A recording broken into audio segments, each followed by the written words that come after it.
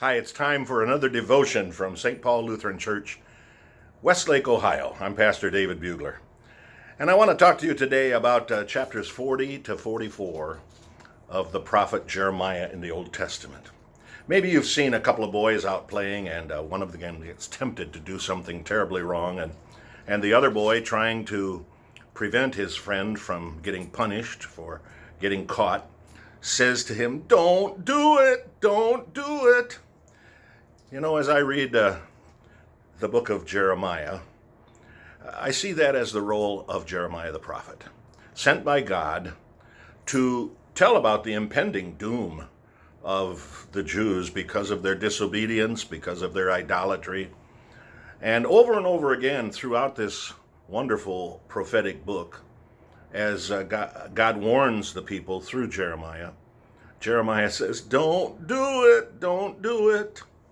Well, when we pick up chapter 40, it's following what has just happened in chapter 39, and that is the destruction of Jerusalem. Nebuchadnezzar, remember Nebuchadnezzar, great king of Babylon, has come down from the north and destroyed Jerusalem, destroyed the temple, destroyed the palaces. And the people have fled and were captured, in essence, and taken outside of Jerusalem and get ready to be taken into Babylonian captivity. You've heard of the Babylonian captivity. Well, while they're there in Ramah, actually Nebuchadnezzar tries to be quite nice to Jeremiah the prophet and puts him in the hands of Gedaliah, who is the kind of the pawn governor of the Jews, appointed again by Nebuchadnezzar. And but he gets assassinated. And so now here the people are, and the Lord comes and says to them, "Don't be afraid of the Babylonians. Go along with them. Go into captivity. That's a part of my punishment," but he's left them with hope that they will come back to Jerusalem someday. Don't be afraid of the Babylonians. But the people refuse to listen to Jeremiah, and they say, "You're lying to us. You're lying to us. As a matter of fact, we need to go down into Egypt." Well, the Lord says to Jeremiah, "Don't let them go down into Egypt. I want them to be taken as a group into Babylon.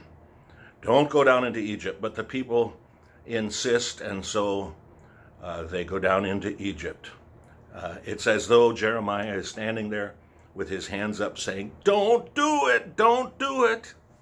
And of course, by chapter 44, you'll see that they do make their way down, trying to escape having been taken into Babylon, and instead go down into an idolatrous nation, Egypt, whom God is going to destroy anyway. And so, because of their idolatry, because of their disobedience, here the 70-year-old prophet Jeremiah is taken along with the people, nonetheless, down into Egypt. And really the last words spoken by Jeremiah and recorded in his book are the last verses of chapter 44. Starting at 29, "This will be a sign to you. I will punish you in that place. I will punish you." And it's believed that Jeremiah was killed sometime in that Egyptian captivity. And in the meantime, God's will is fulfilled by the Babylonian captivity, by the Jews being taken into captivity, and God's hand being seen, still working out his covenant and working out the plans that he has to bring a Messiah, Jesus. So maybe you'll hear today, sometime as you seek to do God's will, "Don't do it, don't do it," to the temptations of the evil one.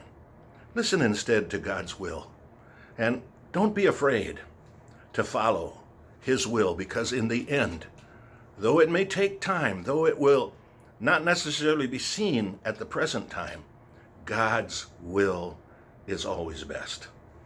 God bless you for hanging with Jeremiah the prophet as he speaks to the people of his day and to you and I today. Happy reading.